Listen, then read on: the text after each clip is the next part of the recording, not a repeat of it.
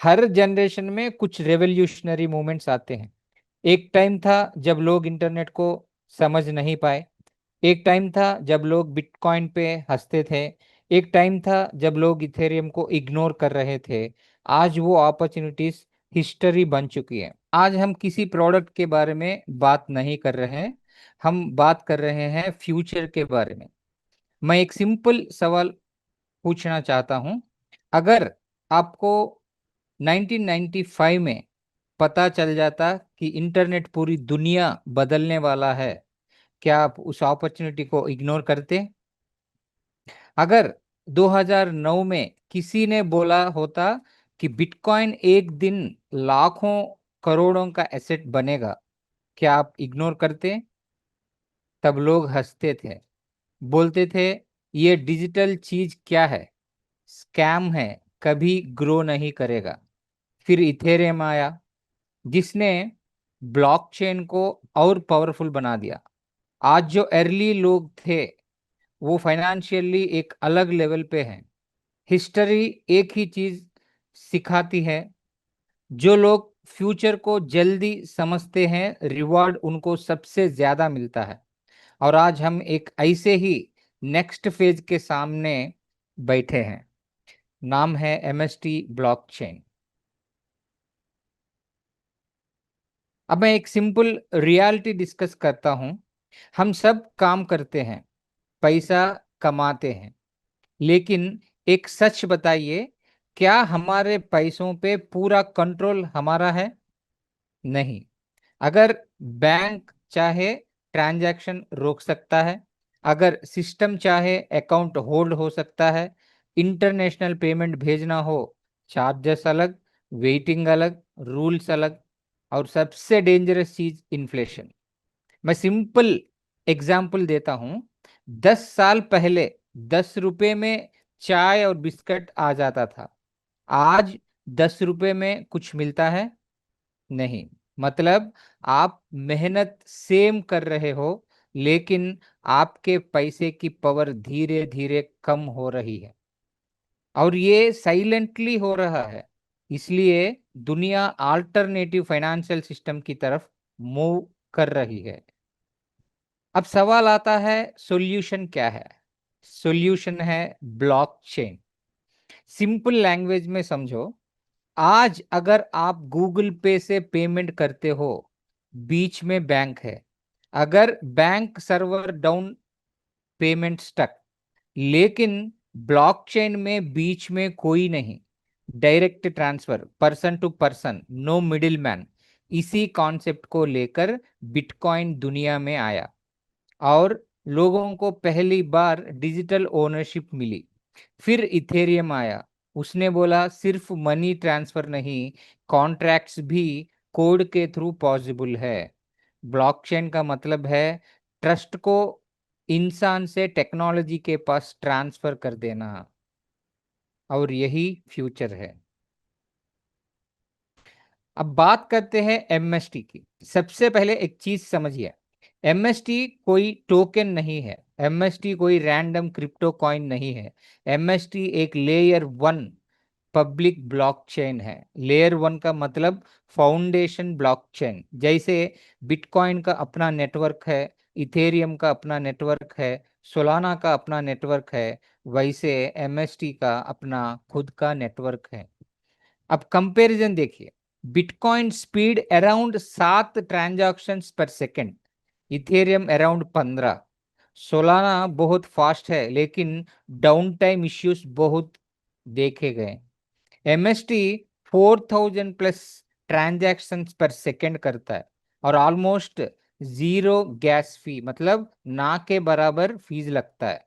सोचो, अगर फ्यूचर में करोड़ों लोग ब्लॉकचेन यूज करेंगे, तो फास्ट इंफ्रास्ट्रक्चर किसकी जरूरत होगी? इसी टाइप के नेटवर्क्स की। अब नॉर्मली जब लोग ब्लॉकचेन सुनते हैं, सबसे पहला डाउट आता है कंपनी कौन है, लेजिट है या नहीं। बिल्कुल वैलिड क्वेश्चन है। इस प्रोजेक्ट के पीछे है Master Stroke Technosoft Private Limited. Startup India recognised company, government recognition, MCA registration, proper company structure.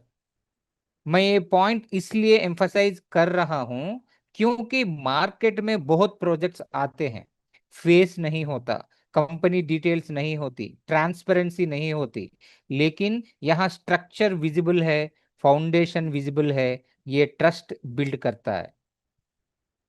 अब एक मिनट के लिए सोचिए, अगर कोई प्रोजेक्ट सीरियस है तो उसके लीगल डॉक्यूमेंट्स क्लियर होना चाहिए।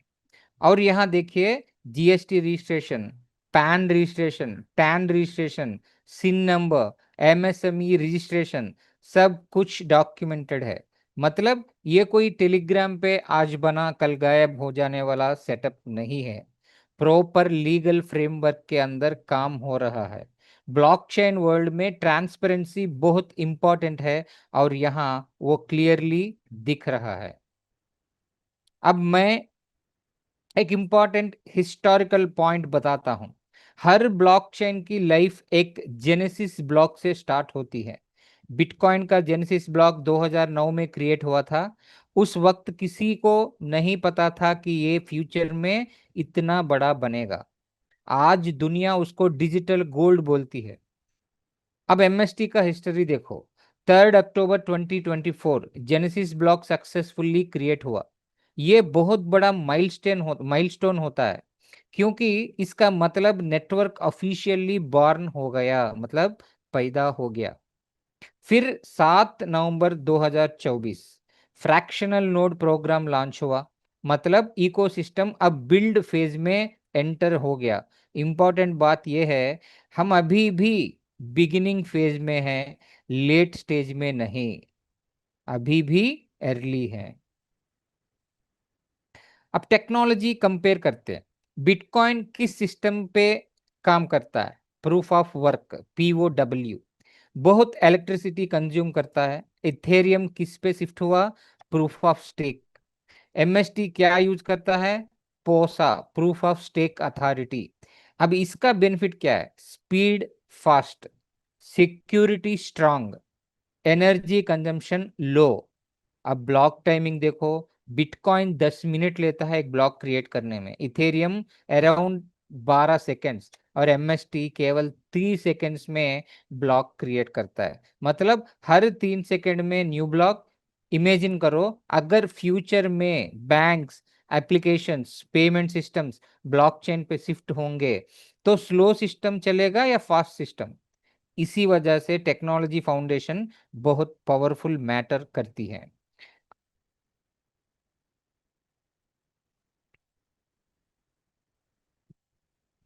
अब तक हमने समझा टेक्नोलॉजी क्या है। अब मैं आपसे एक बहुत इंपॉर्टेंट सवाल पूछना चाहता हूं। जब बिटकॉइन शुरू हुआ था, क्या आम आदमी उस नेटवर्क का हिस्सा बन सकता था? माइनिंग करना पड़ता था, मशीन्स चाहिए थी, टेक्निकल नॉलेज चाहिए था। जब इथेरियम ग्रो हुआ, वैलिडेटर बनना था तो बहुत बड़ा कैपिटल चाहिए था। कॉमन आदमी सिर्फ देख सकता था, पार्टिसिपेट नहीं कर सकता था। अब एमएसटी क्या कर रहा है? ये ब्लॉकचेन नेटवर्क ओनरशिप को डेमोक्रेटाइज कर रहा है। सिंपल वर्ड्स में, आज एक कॉमन इंसान भी ब्लॉकचेन इंफ्रास्ट्रक्चर का पार्ट बन सकता है। और यही इस अपॉर्चुनिटी का बिगेस्ट पावर पॉइंट है। समझिए, हम कॉइन खरीदने की बात नहीं कर रहे हैं, हम ब्लॉकचेन नेटवर्क के अंदर पार्टिसिपेशन की बात कर रहे हैं। ये बहुत बड़ा डिफरेंस है। अब समझते हैं network structure. Total MST network में 21 वैलिडेटर नोड्स हैं। 3 नोड्स कंपनी मैनेज करेगी, प्रूफ ऑफ स्टेक के लिए, प्रोटोकॉल अपग्रेड्स के लिए, सिक्योरिटी के लिए, और 18 नोड्स कम्युनिटी के लिए अवेलेबल है। अब वैलिडेटर होता क्या है? सिंपल एग्जांपल, अगर ब्लॉकचेन एक रेलवे सिस्टम है तो वैलिडेटर उसका इंजन है। वैलिडेटर का काम है ट्रांजैक्शंस वेरीफाई करना, नेटवर्क को सिक्योर रखना, न्यू ब्लॉक्स क्रिएट करना। एग्जैक्टली वैसे ही जैसे इथेरियम वैलिडेटर्स नेटवर्क चलाते हैं। डिफरेंस क्या है? इथेरियम में वैलिडेटर बनना इजी नहीं, कैपिटल बहुत ज्यादा और टेक्निकल नॉलेज भी होना चाहिए। एमएसटी ने क्या किया? कम्युनिटी के लिए 18 नोड्स एलोकेट कर दिए। मतलब नेटवर्क का ग्रोथ सिर्फ कंपनी पे डिपेंड नहीं करेगा, कम्युनिटी भी बैकबोन बनेगी। यही डिसेंट्रलाइजेशन का असली मतलब है। अब एक प्रैक्टिकल एग्जांपल लेता हूं। मान लो हैदराबाद में एक बड़ा कमर्शियल बिल्डिंग है, उसकी कास्ट 20 करोड़ है। हर इंसान नहीं खरीद सकता, लेकिन अगर उस बिल्डिंग को छोटे छोटे ओनरशिप पार्ट्स में डिवाइड कर दिया जाए तो कॉमन लोग भी उसका हिस्सा बन सकते हैं। सेम कॉन्सेप्ट यहाँ है। नॉर्मली एक ब्लॉकचेन वैलिडेटर सेटअप करने में ह्यूज इन्वेस्टमेंट लगता है, सर्वर्स लगते हैं, मेंटेनेंस होता है, टेक्निकल टीम चाहिए, 24 घंटे मॉनिटरिंग होती है। लेकिन एमएसटी ने एक नोड को फ्रैक्शंस में डिवाइड कर दिया। अब आपको सर्वर मेंटेन नहीं करना, हार्डवेयर नहीं खरीदना, कोडिंग नहीं आनी चाहिए, बस पार्टिसिपेशन पॉसिबल है। Simple ownership, cloud based model, ये ब्लॉकचेन इंडस्ट्री में बहुत इनोवेटिव कॉन्सेप्ट है। अब नंबर्स देखिए केयरफुली। टोटल 21 नोड है, हर नोड में 70,000 फ्रैक्शंस, मतलब टोटल 14,70,000 फ्रैक्शंस। अब इंपॉर्टेंट पॉइंट, 3 नोड्स कंपनी के पास, सिर्फ 18 नोड्स कम्युनिटी के लिए, मतलब कम्युनिटी के लिए अवेलेबल फ्रैक्शंस 12,60,000। अब जरा सोचिए, दुनिया में पॉपुलेशन कितनी है? इंडिया में क्रिप्टो यूजर्स कितने हैं?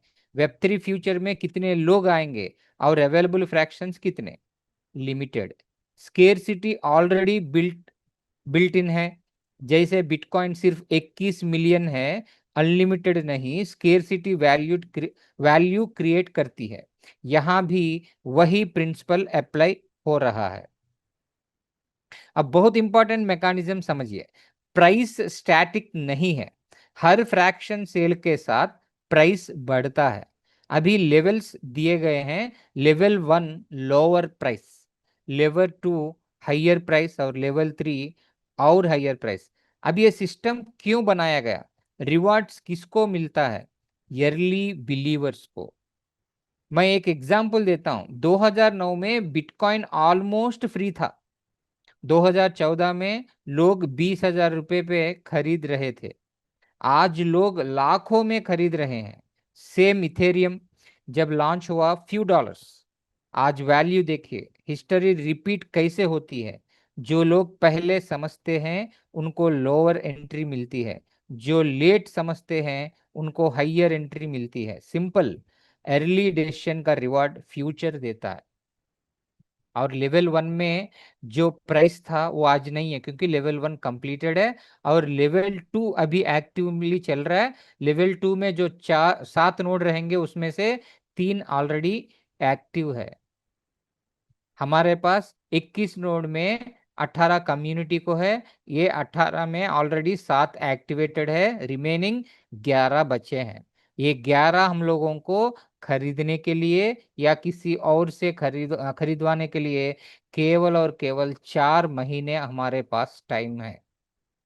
और इसका प्राइस डेली बढ़ते ही जाएगा, क्योंकि हर फ्रैक्शन सेलिंग के बाद ऑटोमेटिकली 0.018 पैसा इंक्रीज होता है। इसी वजह से जो 11,080 रुपया से शुरू हुआ था, आज 5,620 रुपया के करीब है। कल जाके ये 7,000 होगा, बाद में 10 होगा, 15 होगा, 21,000 होगा, 23,000 भी होगा। तो दोस्तों हमारे पास अभी भी वक्त है ज्यादा फ्रैक्शंस खरीदने का और ज्यादा एमएसटी कॉइन्स अर्न करने का। अब एक चीज समझिए, मनी तब वैल्यूबल होता है जब सप्लाई कंट्रोल्ड हो। अगर अनलिमिटेड प्रिंट होगा तो वैल्यू गिरती है। जैसे नॉर्मल करेंसी, गवर्नमेंट चाहे तो और प्रिंट कर सकती है, इसलिए इन्फ्लेशन होता है। अब बिटकॉइन पावरफुल क्यों बना? Because fixed supply, 21 million only, no extra creation.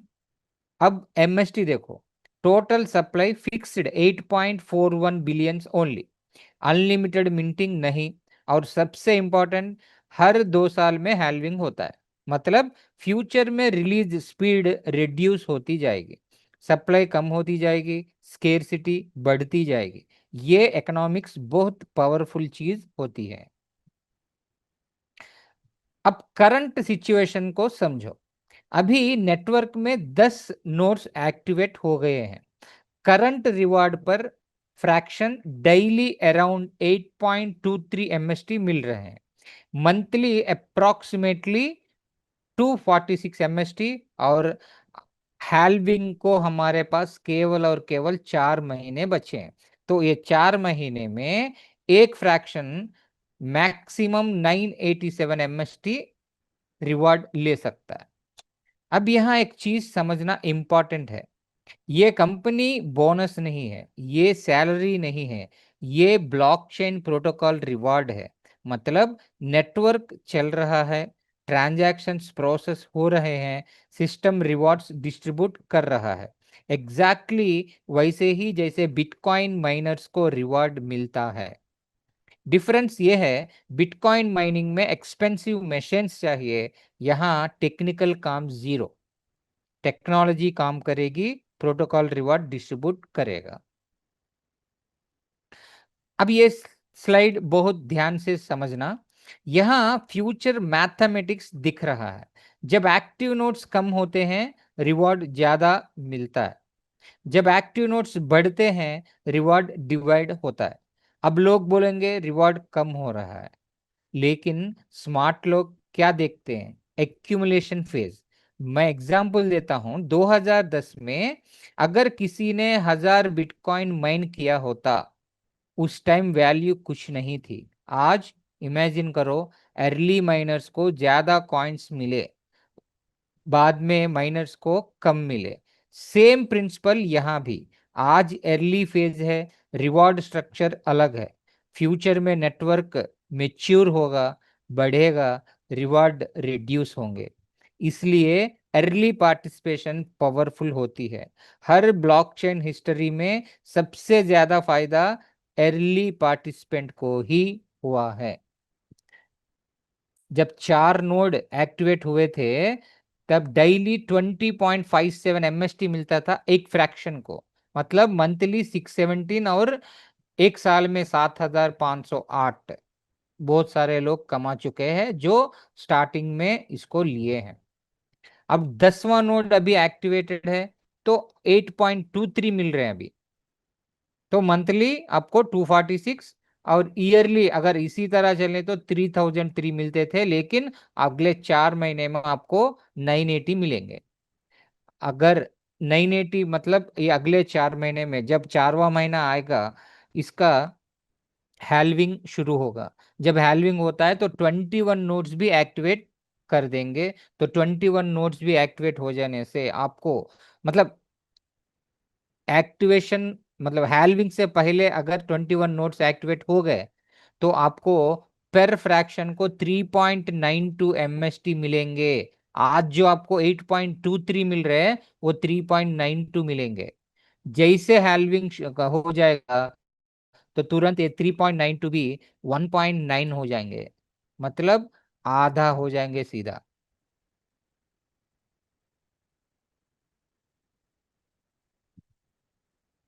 अब मैं प्रेजेंटेशन का सबसे इंपॉर्टेंट कॉन्सेप्ट डिस्कस करने वाला हूं, और हॉनेस्टली अगर ये स्लाइड समझ आ गई, तो पूरा ब्लॉकचेन इकोनॉमिक्स समझ आ जाएगा।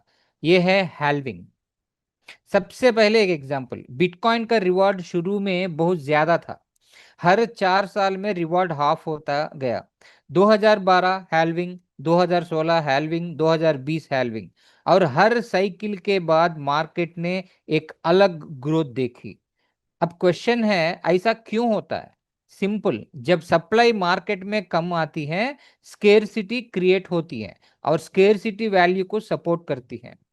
अब एमएसटी का स्ट्रक्चर देखो, नवंबर 2026 तक करंट फेज चलेगा।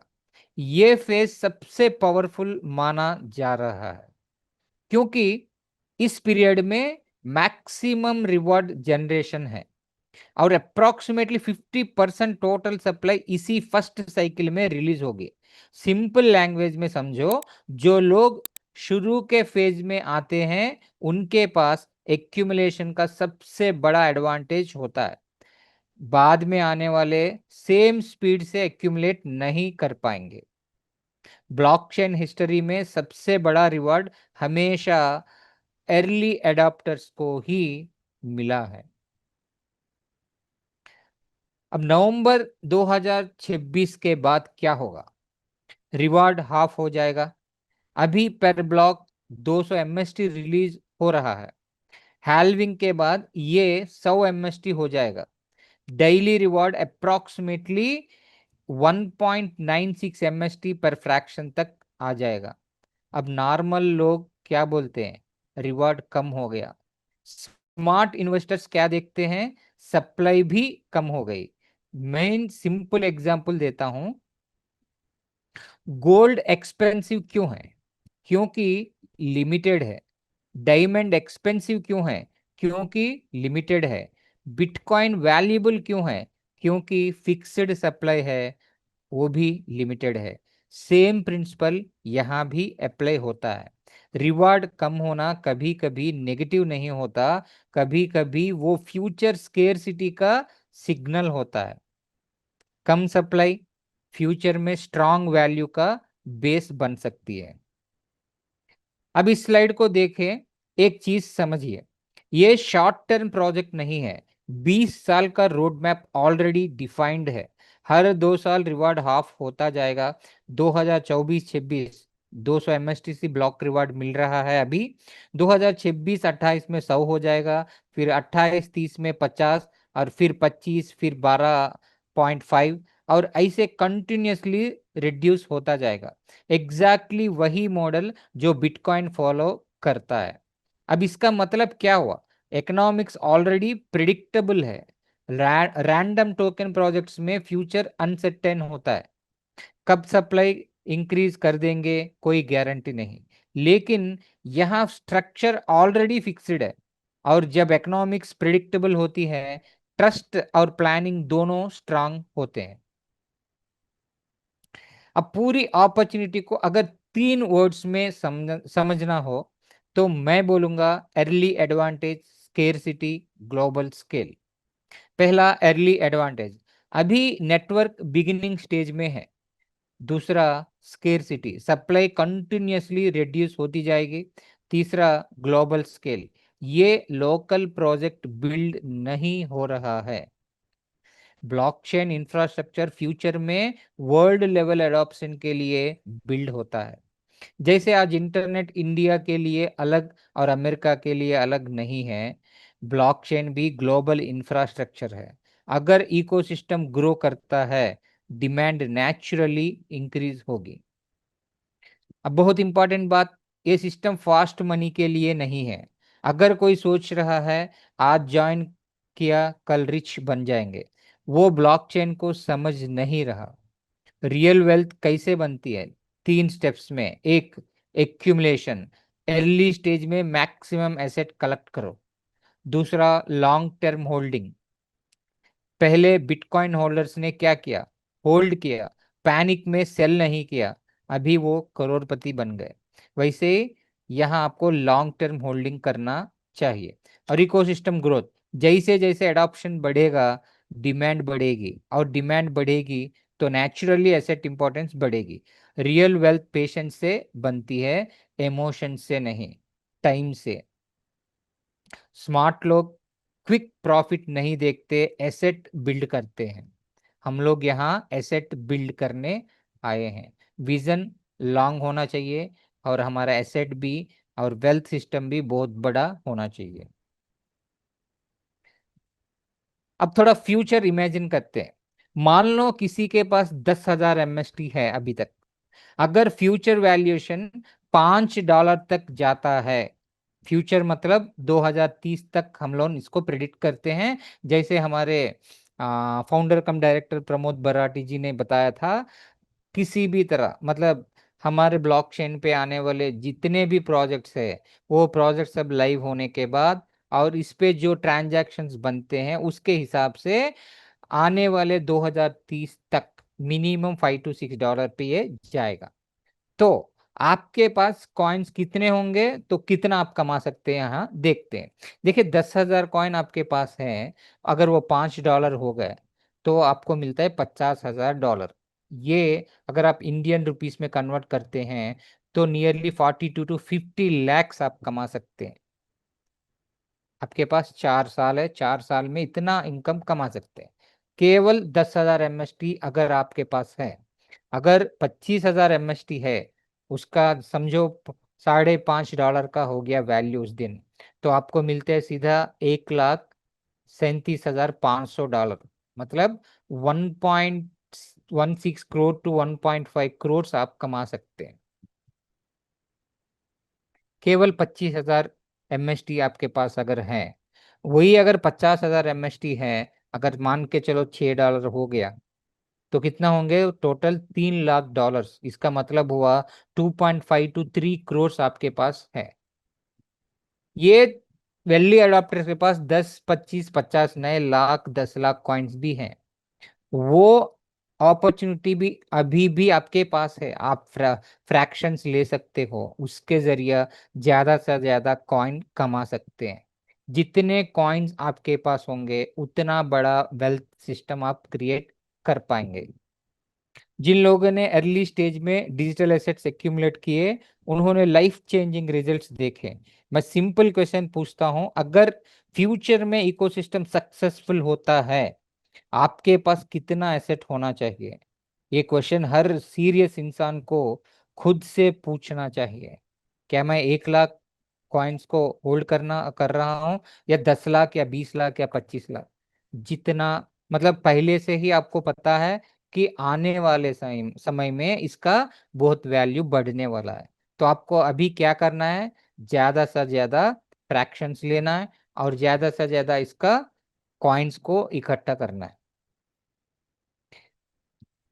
मैं एंड करने से पहले एक फाइनल थॉट शेयर करना चाहता हूं।